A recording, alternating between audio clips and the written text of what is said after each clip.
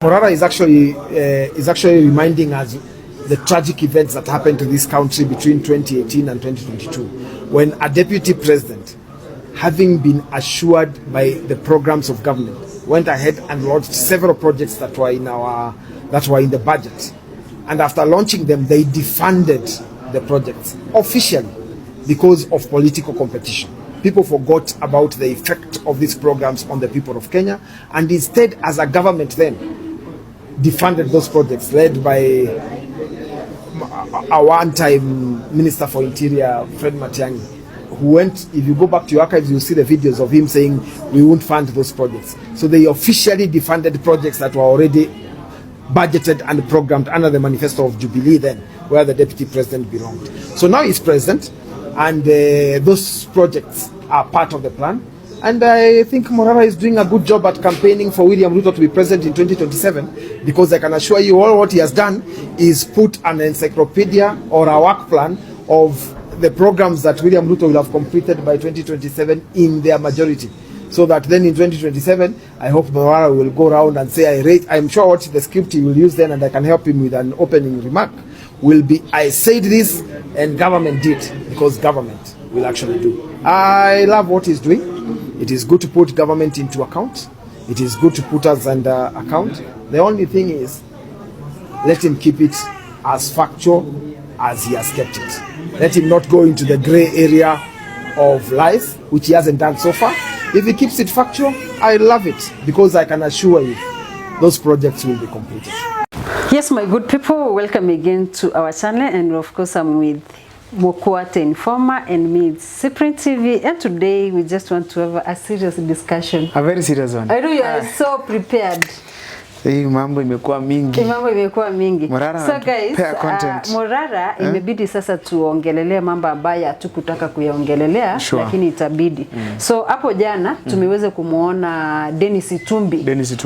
Itumbi amesema, ameambia Morara asanti sana kwa kumfanyia kampeni wa president. Upende usipende atakuwa president, na zile project ambazo Morara ameweza kuexpose zilikuwa kwa mpango wa president kuzimaliza before 2027. So it means like ni kipindi wanatufanyia ile ya kungojea lala salama kutudanganya sisi wananchi. Na hayo mambo ndio tumeshinda tukisema kwamba hatuyataki kamwe, tumechoka kudanganya. Pengine wewe kwa mtazamo wako unahisi aje? One thing naweza kukwambia, wakati Itumbi alikuwa anaongea, mimi niliona mtu akona uoga. Watu ambao wameogopa. I get in this. He knows very well what he was saying as far as Morara campaigning for Ruto is concerned. It was first useless, second it's not applicable anywhere. There's no way you can say Morara's campaign for Ruto. It does not make him any popular in any way. It does not in any way. In short, it is just simply depopularizing him. That's what I can say.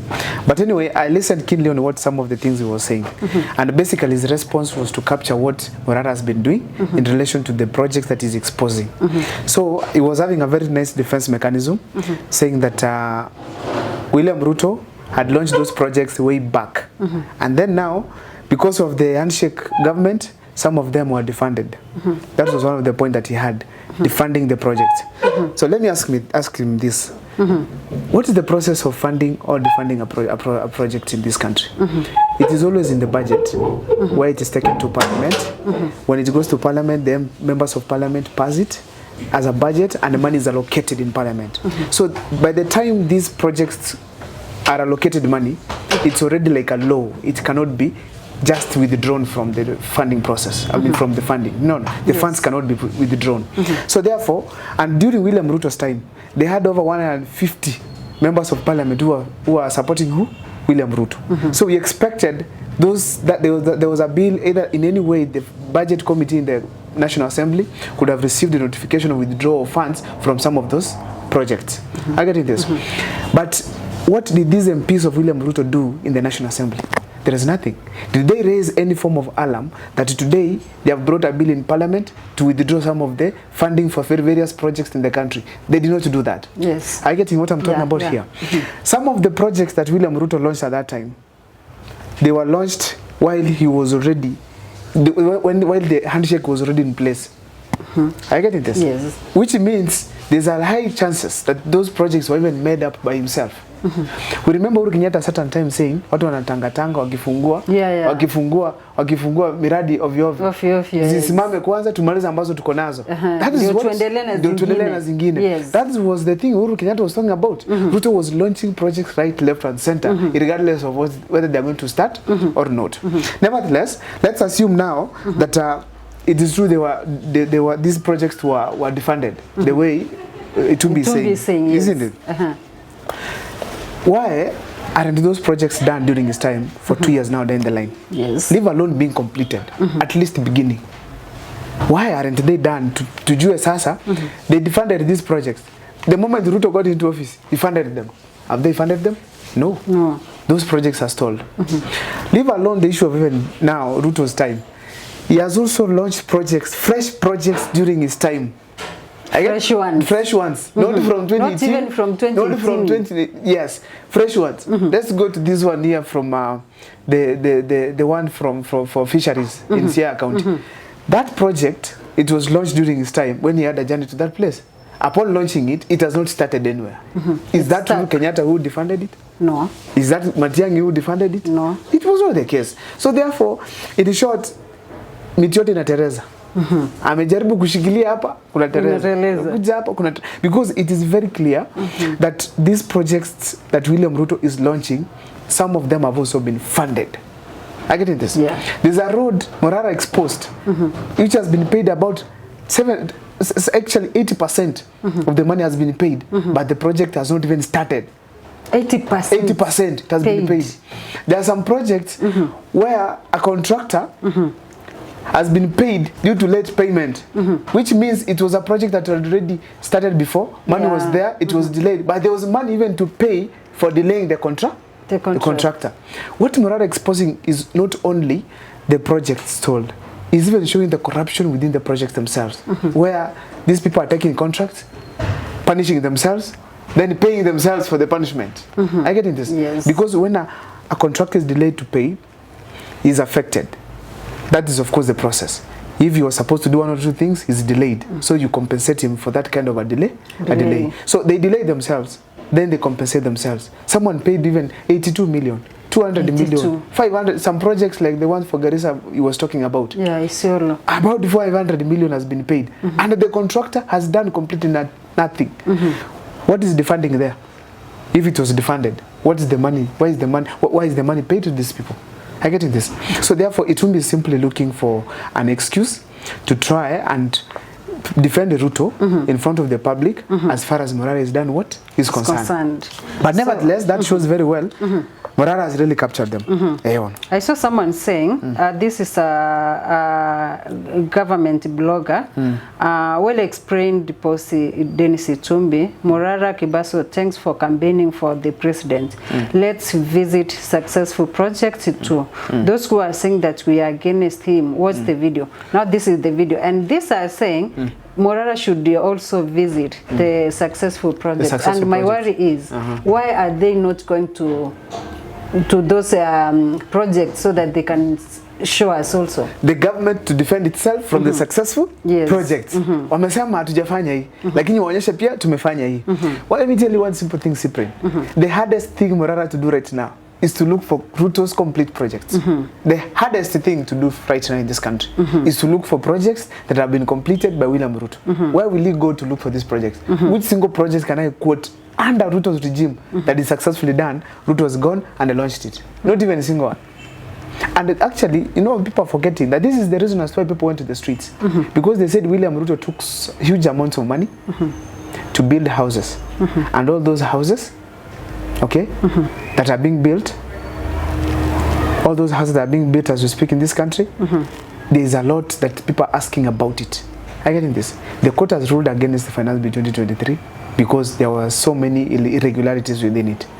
Therefore, even the money that was taken, they're also saying that this money was kept somewhere by the government to one interest in some way, like it was not even, cannot be accounted for, the housing levy that people are collecting. Now, someone could be saying the major project Ruto has done during his time, it's the issue to do with houses. Houses, it's not complete until Kenyans are in those houses.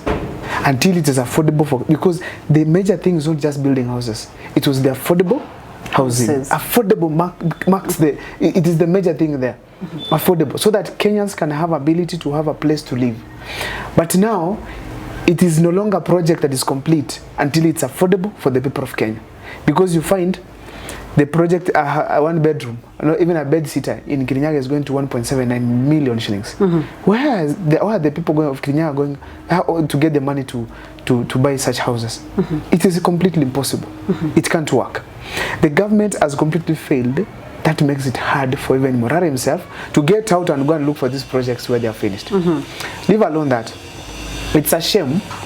For instance, I'm just specifically talking of a project which you might claim to have completed. That is housing. It's a shame to launch houses of government where there are similar houses of government that have been built already, just require painting, furnishing one or two things, and make them people to stay just beside them. And they are not even settled, and they are building others here. Why don't you first finish this project, then allow, now as you finish this, because it's the same government. The government of Kibaki, the government of Ruto, the government of Uhuru, that is Kenya's government. Therefore, they keep continuing the process that was there before. Where did they take the money that could have finished this other project? Why aren't Kenyans staying in the other houses? We don't want a government that steals in the name of projects. That is what Morara is telling us. Money is taken, the stolen form of taking projects. Yes. Well, I just want to read 2 to 3 comments. Someone is saying by the name David Ngunjiri, Morara's duty is to tell us about the rot, scams and corruption in Ruto's government, which includes hot hair launched, relaunched and stalled projects. You and Sakai's bloggers should show us what Ruto has done, including projects he has finished, not Morara. That's it. And now someone also is saying, we're supposed to show us what Ruto has done. It's Ruto's supporters, which includes you. Get a government-sponsored Land Cruiser with mounted speakers and visit those projects and show us. It's simple as that. Unfortunately, none to show because Morara will debunk Uru's government completed projects from the conman and stated corrupted projects. There is none proof Morara wrong by showing us Ruto projects. And someone is saying, how about those scenarios where the office of the Auditor General states that the large sum of money were paid to contractors? And now someone, my friend, Kenyans are not fools. The attention which the KK government, including you, the 528 bloggers, has given to Morara is clearly shows this our people's president is a threat to the state. If he is doing a good job, then provide him instead of tracking him around and monitoring his moves. And someone is asking the same question, why should he showcase the completed ones? So wacha Wakenya wajione, sisi tunataka kuona kwenye pesa imemezwa. Wewe kula 530 pole pole mzee usikufe njaa. It's good to know that the government has been working well in your favor while neglecting other Kenyans. So those are, I think many people are against. Not many, 100% are in support are in support of Morara, because generally Morara is doing the right thing. Morara is doing the right thing in the sense that is simply putting the government into question. What is this that you are saying is happening here and here? Let me ask you a very simple thing here. You know, there's one guy there who has said that the government is their role, it's their responsibility to show what they have done. I agree with such a person, because if you feel Morara is painting a negative image about your government, paint a positive image by saying, okay, just prove him we haven't done this stadium, but we have done this one. I get this. We have not made these fisheries, but we've made this one. We have not made this road, but we've made this one. At least we have some form of argument that makes sense to us. Because one thing Morara has done, he has gone to the Auditor General's report. He has checked the report. He has come up with conclusions that this and this is a problem. Then he does not just announce from the Auditor General's report. He goes to the ground to confirm before doing what? Announcing. I want to get what you are saying here. So therefore, it is very clear that Morara is right, the government is wrong. Period. And if they want to defend themselves, it's not Morara to visit the done project. It's them to go and say, you guys, let Dennis Itumbi take a car. If it doesn't have fuel, of course they can steal money for fuel. Go and visit this project that they have done. A responsible government right now, we could have seen a statement on even saying sorry to Kenyans, or even giving a way forward on how those projects are going to be done. to be done. But if you combine Ruto and his people, there's nothing completely they are saying to Kenyans. That makes it very simple, okay, that Kenyans, we only have Morara. There's no one else. Because we've seen everybody else is falling into Ruto's tune. They're dancing together, they are having their money and enjoying themselves. And they're leaving Kenyans alone. So when we decide to empower Morara, he will do what we say until these people do what? Feel it. And when they speak, we are happy. Kibaki launched projects in this country without visiting them. He initiates a road. Did you ever see Kibaki riding a motorbike? No. To show that we brought motorbikes in Kenya. No, so I'm riding and dancing like Ruto was dancing with wheelbarrows. He didn't do that. Kibaki simply set a system. My ministers work. These safety belts here, we don't talk them as Kibaki brought them. We talk of Michuki bringing them. Giving the right people the job. I get in this. Kibaki picked Michuki. He gave him the job of ensuring that our road safety is maintained. If there is yellow line, let us see. If there's a uniform for the driver and the conductor, let us have them. Up to now, those things are in place. Some of them even don't, and they're not even associated to Kibaki himself. They're associated with his ministers. But the fact is, this Kibaki who laid that foundation, for a foundation for the ministers to go and see where the problem is and fix.